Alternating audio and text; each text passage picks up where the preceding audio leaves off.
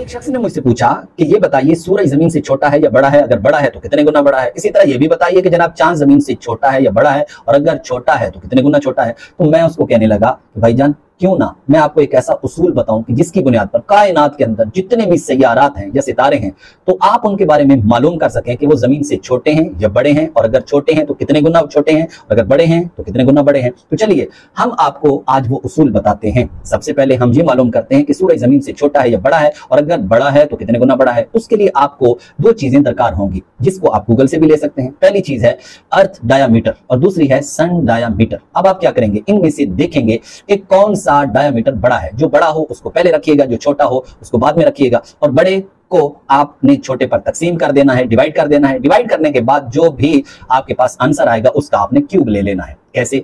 मसलन सबसे पहले हमने रखा है सन डायामीटर। जब हमने गूगल में सर्च किया तो हमें पता चला कि सन डायामीटर वो है 13,92,680 किलोमीटर, और जब हमने अर्थ डायामीटर सर्च किया तो मालूम हुआ कि वो है 12,742 किलोमीटर। अब हमने सन डायामीटर को डिवाइड किया अर्थ डायामीटर पर। जब हमने डिवाइड किया तो हमारे पास जो आंसर आया वो है 109.298383।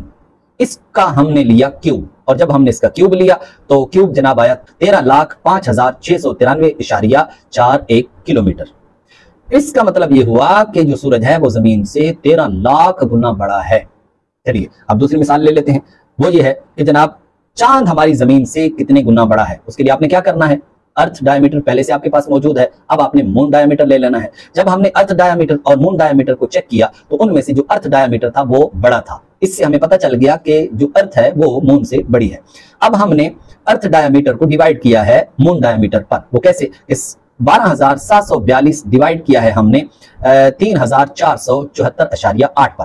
जब हमने डिवाइड किया तो हमारे पास जो आंसर आया, याद रखिए जो भी आंसर आएगा चाहे अशारिया के अंदर जहां तक जाएगा आपने सबको लेना है। तो ये आया हमारे पास 3.6669736 अब हमने इसका क्यूब लिया तो ये आया हमारे पास जवाब 49.3, यानी तकरीबन 49 गुना चांद से जमीन बड़ी है।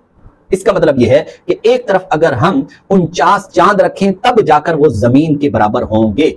इसी तरीके से अगर हम 13 लाख जमीनों को जमा करें तो एक सूरज के वो बराबर होगी। मज़ीद मालूमात के लिए आप हमारे चैनल को सब्सक्राइब कीजिए और हमारी वीडियो को लाइक कीजिए और एक प्यारा सा कमेंट भी कर दीजिए।